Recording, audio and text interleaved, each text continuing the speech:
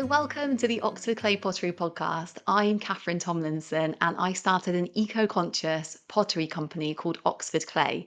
Now, at Oxford Clay, I don't just make pottery, I also make resources such as books and courses and information for other potters who want to be more eco-conscious in their pottery practice but maybe don't know where to start or can't find out the information they need. So that's what this podcast is all about. It's about sharing everything I've learned along my eco-conscious pottery journey with you, and I can't wait to get started. So let's go.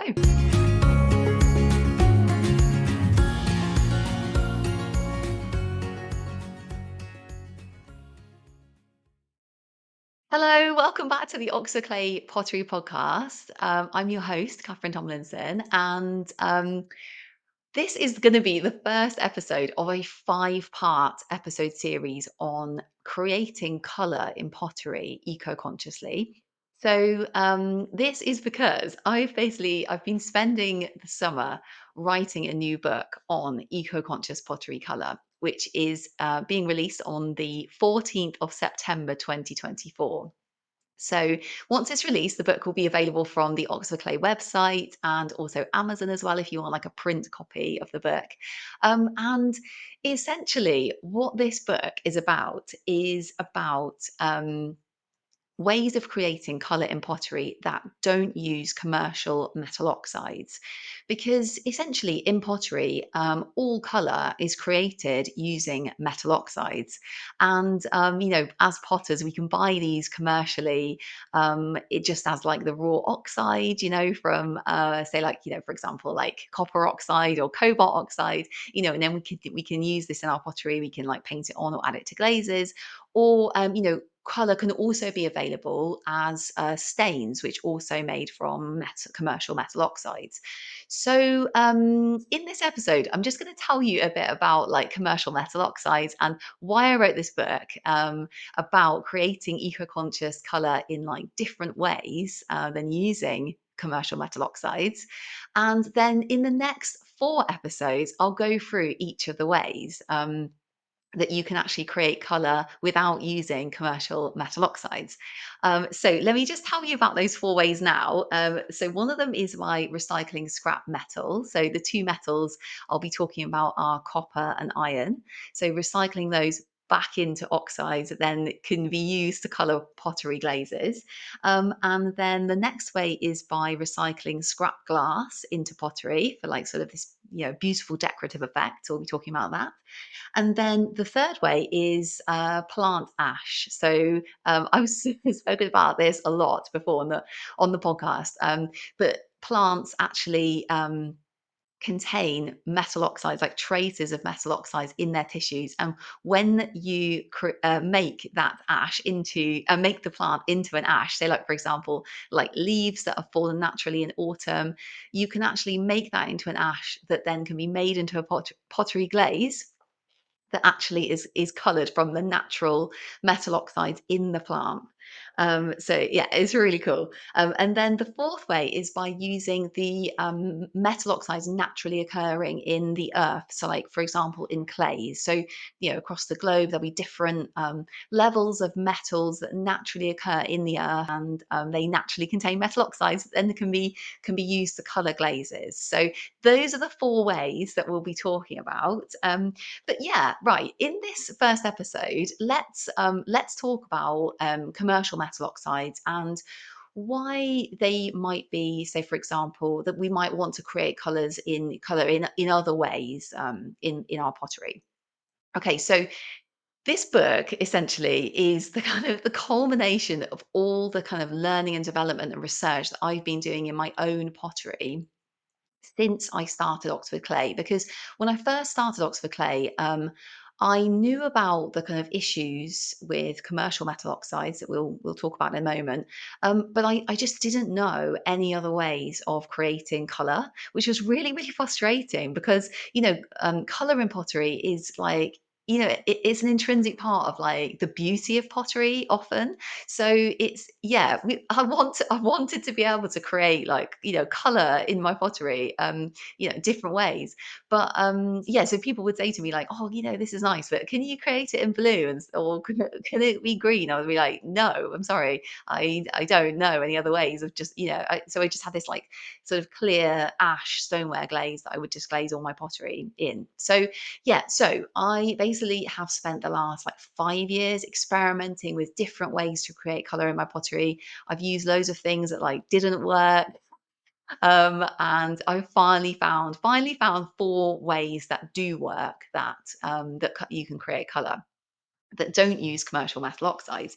So that's what I've done. I've basically put all of that research in this new book on eco-conscious pottery color, and then I've basically spent the summer doing loads and loads and loads of glaze testing and creating lots and lots of different recipes. So there's actually 80 recipes, 80 pottery glaze recipes. They're all stoneware glaze recipes in eco-conscious pottery color book for you to try in your own pottery, all using non-commercial metal oxides. So yeah, I'm really, really excited about this book because it just feels like I don't know, just for me personally, it's such a great resource to have like collected all those materials like together, and all the different things I've been trying, just to have like one resource for myself, so I can like go back and like look at the different recipes and stuff and the different ways, the different techniques. So yeah, so I'm really, really excited to share it with you.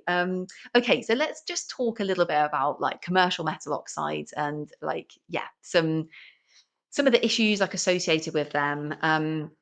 Okay, so the first thing to say is that metal oxides are derived from metal ores, and metal ores are, they need to be extracted from the earth. They are basically like a raw material that's found in the earth, and they're actually like they're classed as like a non-renewable material, a bit like a fossil fuel, because they've taken like millions of years to form. They can't be like reformed easily. So once we've extracted them from the earth, that resource is gone basically. And the thing about metal oxides is because we've extracted like so much raw materials from the earth, and a lot of metal oxides of like metal ore has obviously already been like extracted from the earth. The grade of the ore is actually declining, so it's taking more and more energy, and like mining companies are finding it more and more difficult to extract the kind of same levels of because they use them to make metals and use them to make metal oxides, the same kind of like they need more of this ore to create the same amounts of either metal oxides or metals. Okay, so that's one issue, is that they take a lot of energy to extract from the earth, and they're taking more energy to extract from the earth as the ore grade declines. Another problem with metal ores is just in terms of like mining in general. So mining, is disruptive for the earth, and like I said, they're non-renewable resources. Mining sort of disrupts habitats. It can pollute the land, it can pollute water. It needs to be very carefully managed, very carefully kind of legislated around in terms of like protecting the environment when things are mined, which doesn't always happen. Some parts of the world, or some ways that metals are mined, so it can result in like a real pollution problem, and lots of habitat for plants and animals as well, just through mining. So yes, those are two problems. And then another thing that to say about metal oxides, metal ores, is that um, some metal ores actually have quite a big artisanal mining sector mining them. So artisanal mining is essentially when it's kind of like an informal mining sector. So lots of metal ores have in part artisanal mining sectors. So they'll be sort of mined artisanally and also mined like commercially by commercial mining companies. And both of those sources of the ore will go into creating metal oxide. So it can be impossible to know basically if like a metal oxide has been mined artisanally. It's probably it's probably in part mined artisanally. So for example, Um, in the cobalt mining industry, it's estimated that around 30% of all cobalt is mined by the artisanal mining sector. So artisanal miners will be basically mining ore often by hand. They work in like very dangerous conditions. They don't have any like formal kind of safety protection. Often don't have any formal, there's no regulation sort of, protecting their health and safety. So it's a really, really dangerous job. So, yeah, so if you thought, I don't necessarily want to use commercial metal oxides, for those reasons, I'm going to tell you about four really cool ways that you can, that you can create color in your pottery, not using those. Um, okay, so yeah, one last thing to say actually about like pottery and color is that so you have to think about like the different economic models. I've been thinking a lot about this recently, and I've been reading a lot actually about like the circular economy. So in traditional kind of like industrial economies, we have a linear economic model, and that is essentially when resources from the earth are like extracted, they're created into products, and then those products at the end of their kind of useful life are thrown away. And essentially, it means that those resources are kind of like lost. There's a new kind of concept, which is the circular economy. It's new in terms of like the way it's being thought about now in terms of our kind of economy. But actually, it's a very ancient, very ancient way of thinking about like natural resources. Think about like composting. So basically, the circular economy involves extracting natural resources from the earth, and then these resources, instead of being lost by like being made into products and then thrown away, those products can be the natural resources are reused, recycled, repurposed. Waste from like production is also reused. So it's like every single part of that raw material is used and reused again, and it's not lost like it would be in a linear economy. It's actually like continuously cycled. Yeah, so like I said, this is if you think about like plants, in the natural world, this kind of just naturally does this kind of like all the resources are constantly being like recycled, so like back into the soil and then plants growing again. So yeah, whilst it's like a new kind of a new model in terms of like economics, it's like I said, it's a really ancient way of like the way that resources are reused. So yeah, okay, so as potters, this can be quite hard to get your head around because, like, what we naturally do really is quite a linear like model of making pottery. So we are essentially using clays, rocks, metal or metal oxides from the earth, and we are turning these into pottery that then is like then a product, and we've changed like the molecular structure of that clay. We can't turn it back into like clay or those natural materials again. So yeah, it's really hard to get your head around how you would actually, support a circular economic model as a potter, because the circular economy is really, going forward.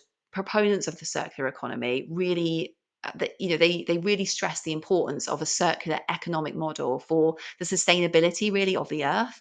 So, as a potter, I want to be supporting the circular economy. I don't want to be like, yeah, I want to be able to use these ideas, use these concepts in my own pottery and really, support this model and support the conservation of the Earth's natural resources. So that's another reason I wrote this book, because some of the methods of creating color in pottery use these ideas of the circular economy. So, for example, recycling scrap metals into color, recycling scrap glass, and then plant ashes. That's a renewable source of a pottery material. And then, and then clays, which are kind of a slightly separate issue in terms of the fact that they are still a natural resource, but they just take a lot less energy to extract from the earth than raw than metal ores do. So yeah, that's why I've included those in the book as well. But it's amazing. There are loads of ways that we can support the circular economy as a potter. So Yeah, I'm really excited to tell you about those in the next episodes coming up. And thank you so, so much for joining me on this episode. And yeah, really looking forward to, like I said, telling you all about the 4 ways that we can create color in pottery. Yeah, reusing materials that are already in the supply chain. And yeah, can't wait to speak to you about it then. So until the next episode, I will see you soon. Wishing you very happy potting. And yeah, see you then. Okay, bye.